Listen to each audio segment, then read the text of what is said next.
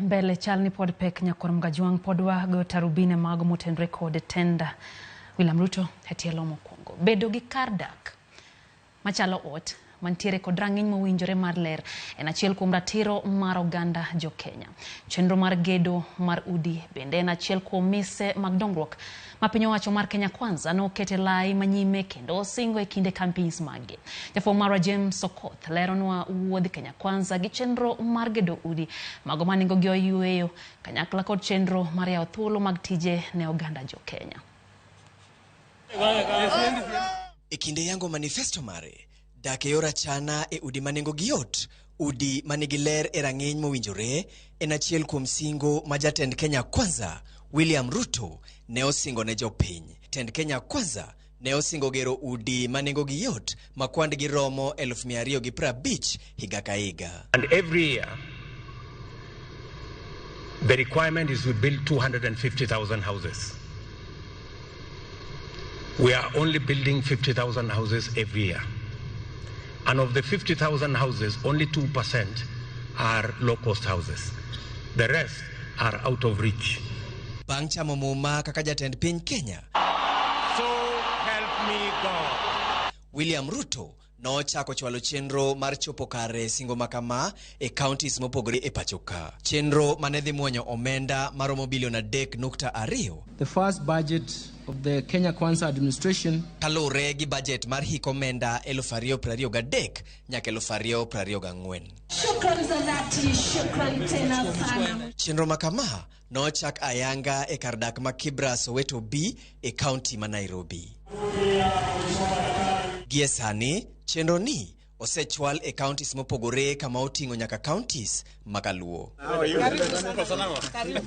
E county ma Homa Bay piny owacho noseyango gedo mar ute 400 ka ute 110 igeno tiek gedo maggi bang' higa achiel e tielo mokwongo e kar dak ma Makongeni bang' jatend piny Kenya singo gero ute 5,000 manengogi yot e county no e kinde limbe mare e alwora ma Nyanza. E county ma Nairobi, Mukuru, Rongai gi Kibera e county ma Nairobi owinjore gere ute 17,850 ka Shauri Moyo e county ma Nairobi igere ute 3,248. E kar dak ma Starehe igero ute 6,000 ka Pangani igere ute 1,562. Clay City bende igere udi maromo 5,280 kaka Sarani igere ute 284. Jivanji Estate bende igere ute 1,900. Siro chenro makama e budget kata kamano no kelo ywaruok e kind piny owacho mar Kenya Kwanza kod kweth maketo sirikal tesre bang' chwalo paro mar lokruok mar chik omenda ka kweth mar Azimio ne wacho ni chenro no ne dhi medo pek mar ngima ka Kenya Kwanza to ne wacho ni paro mar lokruok mar chik omenda ne dhi siro chenro makamano e kind mamoko kendo kelo lokruok e kit dak mar jo Kenya.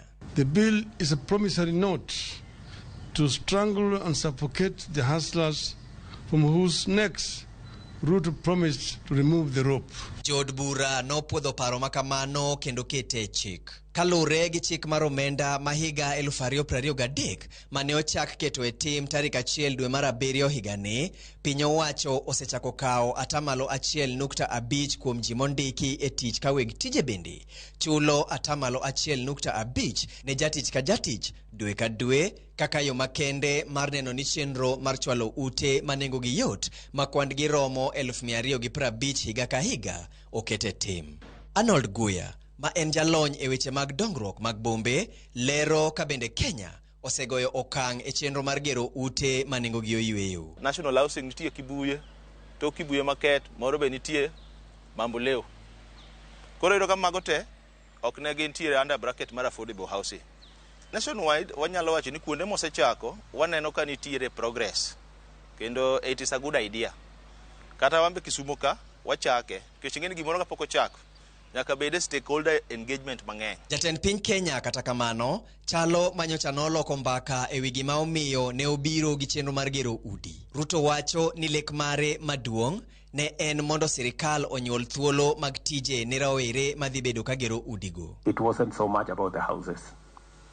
It was so much about the jobs for the young people of Kenya.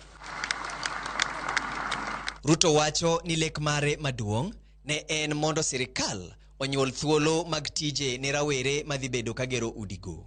Okang' mar gero udi manengogi oyweyo, jatend piny koro ne okoni ema dhi kawo kar kazi mtaani mayande rawere timo. Mambo ya kazi mtaani ni mambo zamani. Ile kazi mtaani ya kuokota takataka na nini hapana. Tuachane na hiyo. Sasa kazi itakuwa hii. Ninyi mnanielewa? Jopiny to paro nade bang' piny owacho kawo thuolo mar gero ute kaka achiel kuom yore mag chwalo thuolo mag tije. To bende gineno ka bende piny owacho osechwalo lwasi makare mar nyuolo tije ne jopiny. To ng'ato nyalo biro ni project mane mar higa achiel odani mondo wachak gero ute watie mjengo. Certificates gi gik man wasomo gi okwongo ng'iswa ni to watimo nang'o kaka wasomo gi. Watimo certificate mar gedo koso watimo certificates specialized tich monego bed watiyo. Boma yangu go igero gi town to gin specific places, yani kuonde ma osingni igero gie.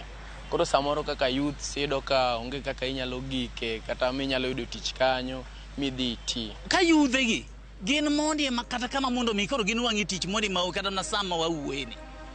To ni lwasi ni loso makari nyaka karango. Higa achiel mar tend piny owacho mar Kenya Kwanza ka jopiny medo mana rito singo mar ngima mofungore, penjo koro enne.